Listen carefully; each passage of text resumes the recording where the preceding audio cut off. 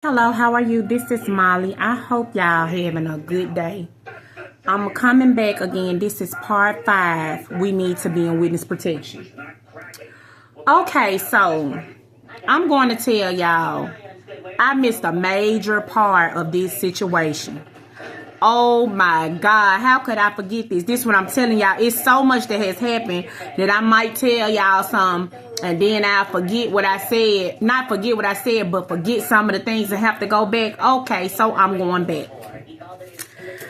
So this was when I first left that house over there.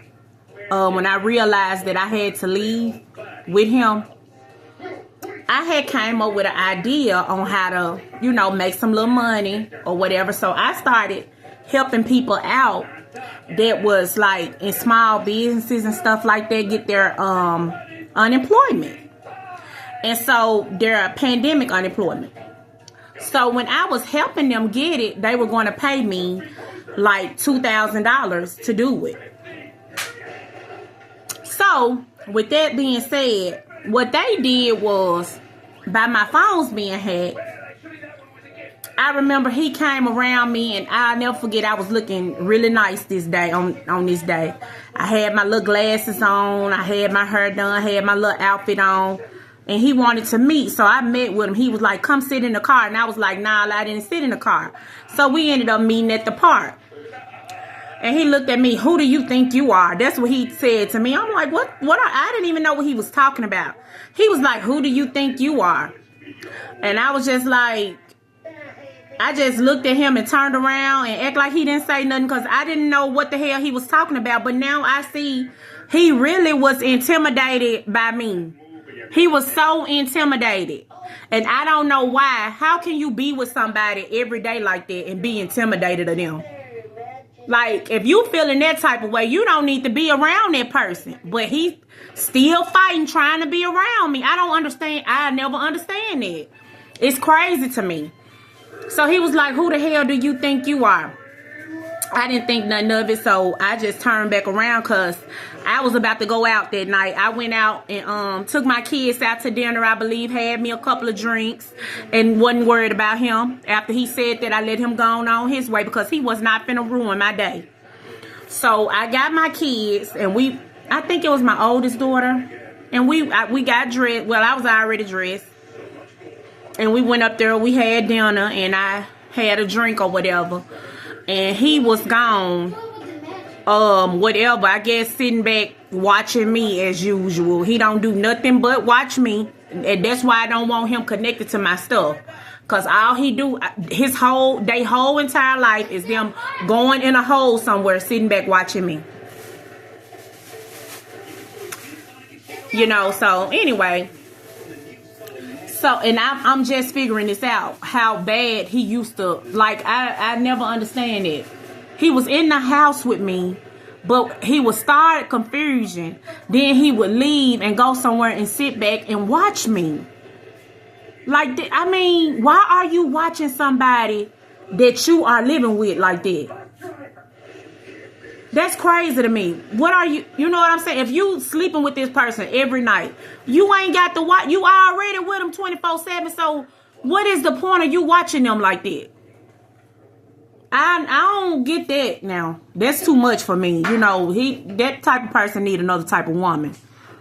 Cause I ain't finna do all that. If you say you finna go to the bathroom or to the store or something, hey, okay, I see you when you get back. If you do something else on your way, hey, if I don't know nothing about it, okay. But I'm not finna be I'm gonna track them down and see. The only time I'm gonna track you down is you doing something with my money. And I'm gonna make the police do that.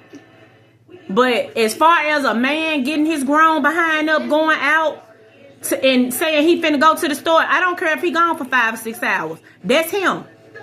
That's how I see it. He know where he's supposed to be.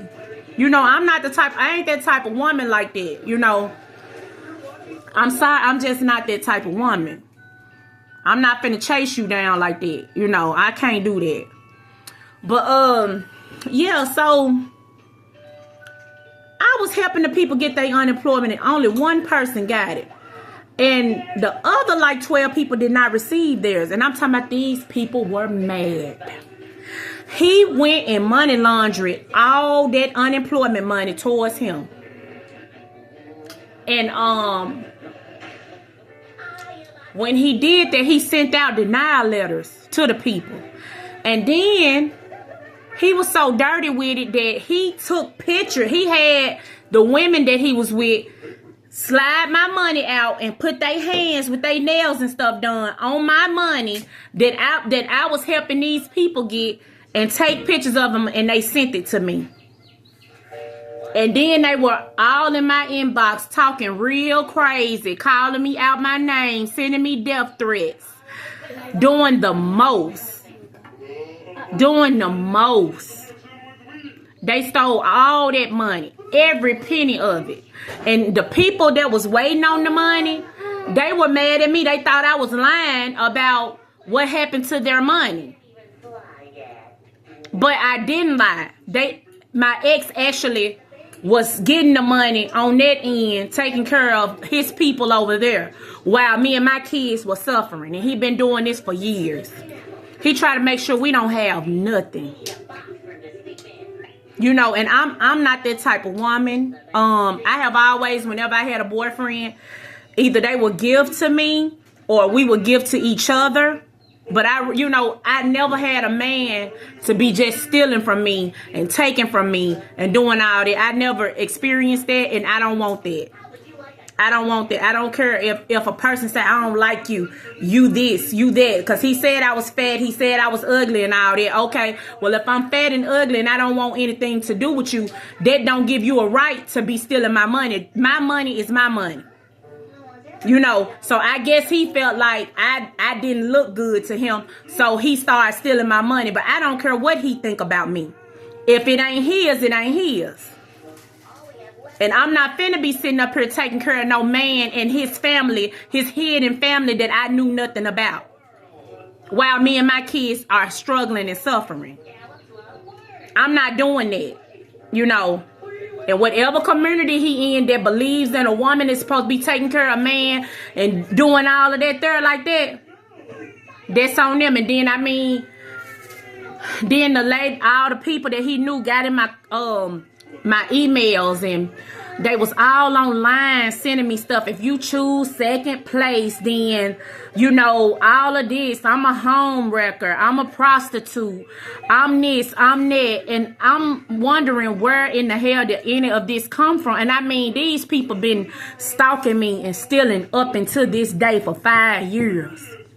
And if I get a job, they call up to the job and get me fired. For 5 years. 5 years they've been doing this. And I haven't even been dealing with this man. Oh, and how could I forget? I missed a major part. So the stalking and the harassment and the stealing was so bad when I was in Little Rock. Well, the stealing and the harassment, because that's when they was all on the phone just, and then, oh, I missed so many parts. Oh, I got to rewind it back. You heard me? Yeah. And then, so after that, these folks, okay, they was doing so much of it. So I'm like, okay, I need to purchase me a gun. Because if somebody roll up on me, because the way they was doing it, I'm telling y'all, it just felt so unsafe. So I purchased me a little 22 revolver. And I put it under my seat. And I kept it with me because I didn't know when I might need it. You know, it was me and my small children in a city. And we needed help. You know, we needed to be protected.